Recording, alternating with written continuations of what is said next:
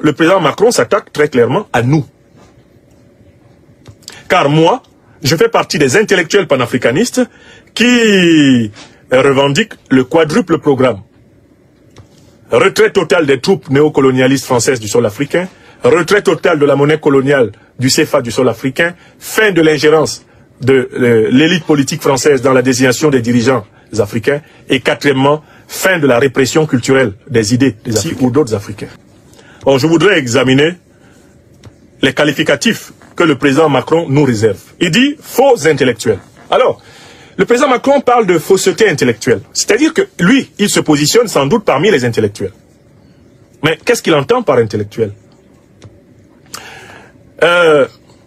On peut commencer par définir faussement l'intellectuel comme étant quelqu'un qui est diplômé, voire surdiplômé. À ma connaissance, le président Macron est diplômé, mais il n'est pas surdiplômé. Et de nombreux intellectuels panafricanistes, comme moi, possèdent plus de titres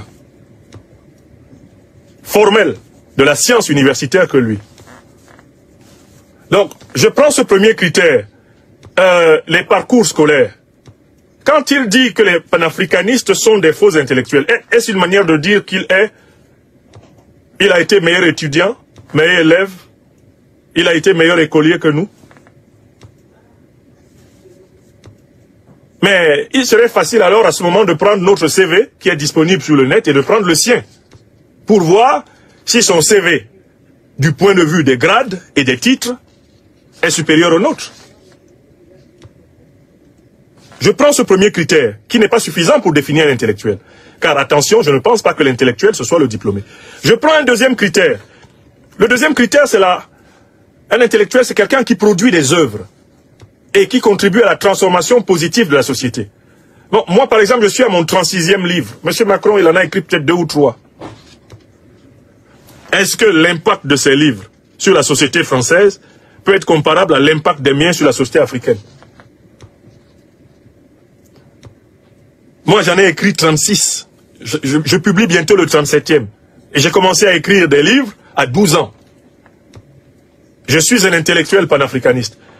Est-ce que ma biographie pâlisse d'envie devant celle du président Macron? Attention, ce n'est pas sa fonction de président de la République qui est ici mise en cause. C'est sa prétention à se mêler de dire qui est vrai et qui est faux intellectuel. Est-ce qu'il est connu au bataillon des intellectuels français? On doit lui poser cette question. Est-il surdiplômé? De telle façon que quand on afficherait son CV, nous autres intellectuels panafricanistes, on se cacherait. A-t-il produit beaucoup d'œuvres scientifiques de telle façon que si on affichait les œuvres scientifiques, les œuvres de l'esprit que nous avons produites, nous pâlirions d'envie devant les siennes? Oh que non. Alors, mais de quel point de vue, lui est-il le vrai intellectuel et nous serions le faux? Si, dans l'école et dans l'université, il ne nous est pas supérieur.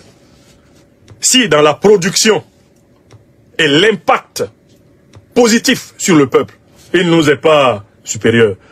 Moi, je parle ici du peuple africain. Mais comment peut-il dire que nous ne sommes pas de vrais intellectuels et par là prétendre que lui, il en est un? Fait-il partie des intellectuels français? Nous faisons partie des intellectuels africains et français. C'est incontestable. La science française nous connaît comme docteur de l'université. Et comme chercheurs, nous avons produit, y compris dans les presses universitaires. Mais pourquoi le président français, utilisant sa fonction politique, veut-il se faire arbitre de la hiérarchie intellectuelle du pays? Mais c'est une confusion et c'est un abus de pouvoir. C'est pas parce qu'on est président de la République qu'on est bien placé pour hiérarchiser les intellectuels. Parce qu'il faudrait être soi-même intellectuel et avoir des titres et des œuvres comparables pour se glisser dans le débat afin de savoir qui est vrai et qui est faux. En quoi les panafricanistes seraient-ils de faux intellectuels? Le président Macron sait-il que les pères fondateurs du panafricanisme, qui sont donc des Africains des diasporas américaines et européennes, des 18e, 19e, 20e siècle, étaient presque tous des docteurs de l'université? Est-ce que le président Macron le sait? Qu'il a étudié le parcours de Du Bois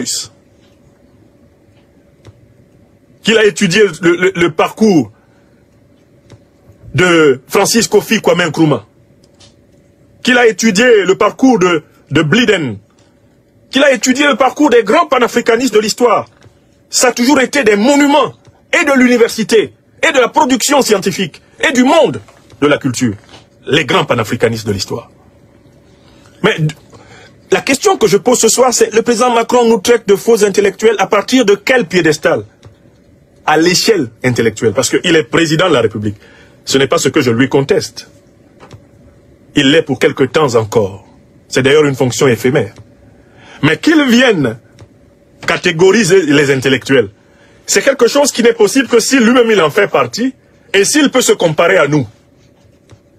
Moi, je ne pense pas que le président Macron soit considéré en France comme un intellectuel.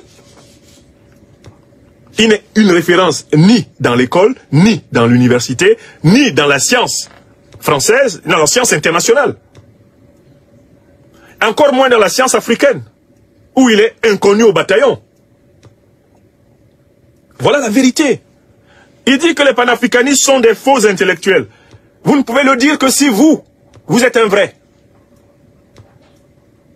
Comme cela, au moins, vous pouvez participer à la foire aux empoignes des intellectuels. Mais à quel débat intellectuel particulier avez-vous participé? À quelle revue avez-vous donné la preuve de votre production conceptuelle extraordinaire pour venir nous regarder de haut? Bon, il dit manipulant les réseaux sociaux. Pourtant, lui-même parle sur les réseaux sociaux. Qui ne manipule pas les réseaux sociaux? Si manipuler, c'est utiliser. Mais je parle là, sur YouTube, Facebook, je parle sur TikTok. Mais le président Macron également. Qu'est-ce que nous faisons d'autre, nous qui parlons sur les réseaux sociaux? Que lui. Il y a bien un compte Facebook de la présidence de la République française. Il y a un compte X de la présidence de la République française. Et du président Macron. Il est sur les réseaux sociaux, oui ou non? C'est nous qui avons élaboré le concept de guerre informationnelle ou c'est lui? Voilà quelqu'un qui est sur les réseaux sociaux comme nous. Il parle sur ses réseaux sociaux, nous parlons sur les nôtres, il dit que nous manipulons. Mais qui ne manipule pas? En effet, nous utilisons tous les réseaux sociaux pour faire connaître nos idées. Le président Macron ne fait pas quelque chose de différent. En plus, sa conférence devant les ambassadeurs était retranscrite sur les réseaux sociaux. Pourquoi lui serait-il légitime pour parler sur les réseaux sociaux et pas nous? Il peut nous porter la contradiction, mais pourtant, sa tendance et sa propension, c'est de chercher des moyens pour nous interdire de parler. Quand on a la conviction d'être capable de faire face à un débat, on ne passe pas son temps à faire fermer les chaînes des autres. Donc, en quoi est-ce que nous manipulons les réseaux sociaux si ce que nous disons est vrai?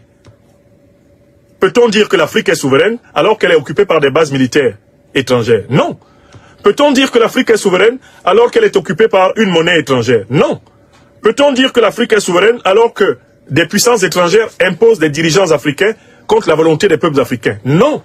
Peut-on dire que l'Afrique est souveraine alors que les civilisations africaines sont passées par perte et profit et qu'on veut laver complètement le cerveau des Africains pour en faire, eh bien, les adorateurs des terres sacrées des autres et des gens qui méprisent leur propre terre sacrée africaine?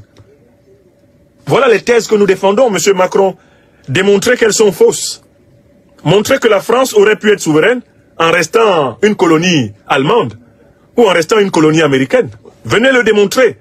Venez démontrer que si le dollar était resté la monnaie de la France serait un pays souverain. Venez le démontrer, puisque il s'agit pour vous de montrer que nous sommes faux. Vous êtes vrais. Venez démontrer que si en France, c'est le président américain qui désigne le président de la République à la place du peuple français, on peut dire que ce peuple français-là est encore libre. Venez le démontrer, parce que ce sont ces thèses que nous défendons.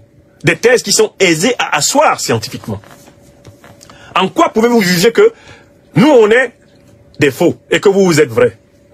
Alors que ce que nous disons est vrai et que ce que vous dites est faux.